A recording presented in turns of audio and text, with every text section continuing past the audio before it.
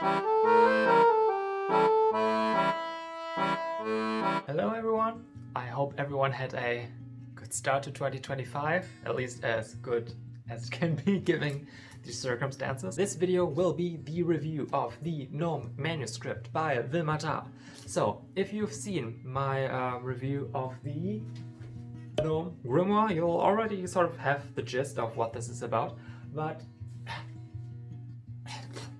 just to give you a refresher, 𝔬𝔢𝔨𝔢𝔫𝔨𝔀 is a Dutch researcher who wrote a three-part book series about the Eldermans collection. Now, Eldermans was a man that lived in the 20th century and towards the end of his life did some incredible amounts of research on Gnome folklore, specifically centered around the Netherlands, but also researched gnomes generally throughout Europe, and then came up with a bunch of interesting ideas and conceptions, and he put all of that in writing, and that then later was donated to the Museum of Witchcraft in Boscastle in the United Kingdom. Now, Eldermans then took that research decades later and turned that into these three books, in which he then printed what Eldermans had written and then commented on it, and he also translated the writings of Eldermans so that everyone can enjoy Eldermans' ramblings in English with some commentary by 𝔬𝔢𝔨𝔨𝔢𝔫𝔨𝔨, the author of these three books. Now, 𝔬𝔢𝔨𝔨𝔨 cross-referenced the sources that Eldermans used, and in many cases it turned out to be that Eldermans seemed to have made up a large part of his sources, or at least try to give them more anonymity in the best case. Now, this first part of the series mainly centers around the behaviors and history of gnomes as in the conception of Eldermans. So this goes into where gnomes live, what kind of clothes they make, what their culture is like, what different types of gnomes there are, what their behaviors are like, what their migration patterns are like, and all of that is commented on by 𝔬𝔢𝔨𝔨𝔨. Now, there are some spelling mistakes in here, as well as some inaccuracies when it comes to Thal's research, and in this case I feel like it's even worse than in the second part of the series. For example, he makes like one very weird mistake. Weird in the sense that it's so wrong that I don't know how anyone that did any kind of research on this topic could get it wrong. So on page 45 of this book, 𝔬𝔢𝔨𝔨𝔨 writes, "There isn't much evidence that Germanic tribes indeed lived in Twente."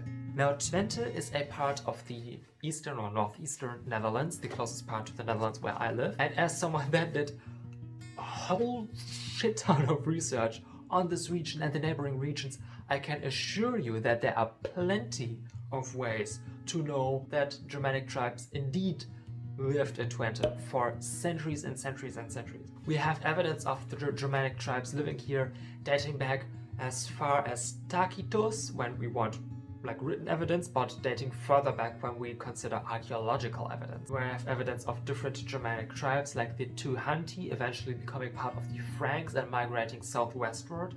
We have evidence of the Germanic tribe of the Saxons coming in from the east and northeast, settling here and in Twente. We can see that not only on historic written records, we can see it in archaeological records, we can see it in language. We can see that Old Saxon and later Low Saxon was spoken in Twente, and it's still spoken there. Low Saxon is a Germanic language. Dutch is also a Germanic language. So is German. All of these languages spoken in and around Twente, they are Germanic. And we can clearly date them back to the Germanic tribes, and we can clearly say that the Germanic tribes lived there.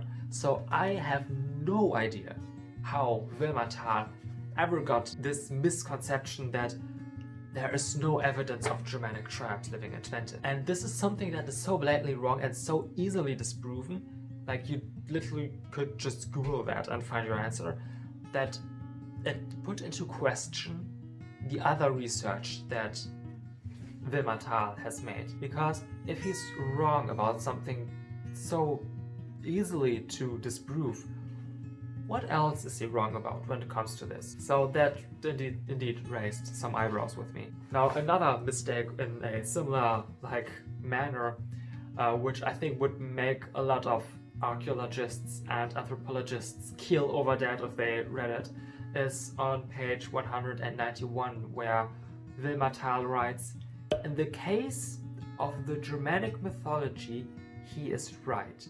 Runes were used for magic rituals or fortune-telling, not as much for reading or writing." If you know Jackson Crawford, the Old Norse specialist, which has a very popular YouTube channel, he made multiple videos contesting the idea that runes were ever used for divination and magical purposes, which I personally don't agree with, but to suggest that runes were primarily or just used for magic is so incredibly incorrect. We have so many pieces of evidence both from continental Europe and from Scandinavia, where runes were mainly just used to write down the names of people who owned specific property, both in the form of rune stones, where the names were mainly used to denote who owned that piece of land. In the case of like accessories, where the name of the person that owned it was written around it in some way. I'd argue, and also Danish historian of religion 𝔖𝔨𝔫𝔨𝔶𝔨𝔢𝔫 would also argue, that runes were indeed used for magical purposes and probably also for divination, but to go so far as to say that they were primarily or just used for these things is incredibly wrong. And I think this is another thing which is very easily researchable, and the fact that Gnome apparently could not be bothered to do it was quite striking to me. Another thing just about the layout of the book, I feel like that the last chapter, titled A Final Word, should have actually been at the very front of this book, because here Tal goes way more into depth on the history of Eldermans and his ideas and conceptions, because going into this more or less blind, I had the feeling that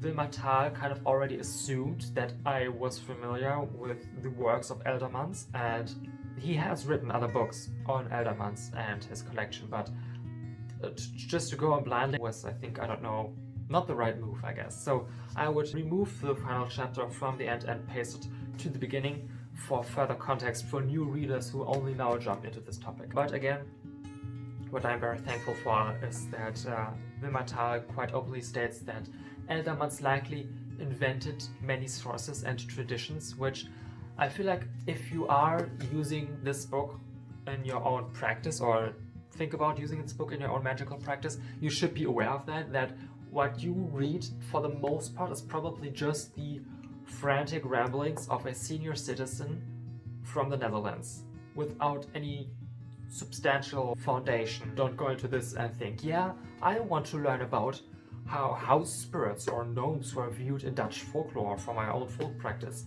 I don't think this is the right start to it. If you are already very well versed in that topic, then I'd say go ahead, you can read this book and see what you can take from it. But just plainly going into this as a beginner, I wouldn't recommend. Also, just a side note, Gnome sometimes mentions that Eldermans was apparently fascinated with sexual magic, which is also something to bear in mind, that a lot of these things, a lot of the rituals described here could just be kinks.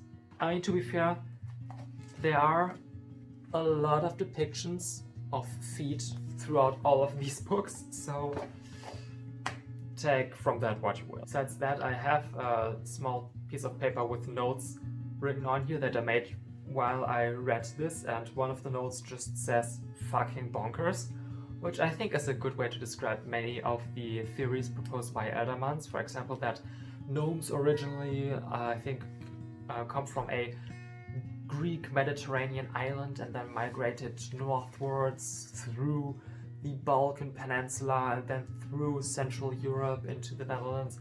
And there's an entire chapter indeed dedicated to the migration patterns of gnomes, not based on any type of folklore, but instead based on the hearsay of a few people whose identity could not be confirmed for a large part. So again, make of that what you will. Would I recommend this book? Maybe. Just as I said, do not go into this raw. There are most definitely better sources on house spirits as they were conceived in the Netherlands, and this series of books should probably not be your first stop on your research journey. I hope this helped. If you have any more questions, feel free to leave them down in the comments. If you yourself have read this book or any other book by 𝔬𝔢𝔨 in this series, leave a comment and tell me what you thought. I'm very curious on what the general conception of this series was. So yeah, and yeah, with that I think it's time to jump to the Patreon shoutouts. I'm going to have to do this a bit two-faced to fit the names in. So shoutout to Chloe, shoutout to Frau Frosch, shoutout to Robin_egg, shoutout to Codex 𝔖𝔭𝔬𝔢𝔨𝔶𝔨𝔢𝔫𝔨, shoutout to Finn Curtis and Lynn Dem, shoutout to Katie Mora, shoutout to Inlagt Sil, shoutout to Andromeda and Christania, and lastly shoutout to Kellen. With that, I hope you have a great rest of your day, and Leute, waren goed gewoon.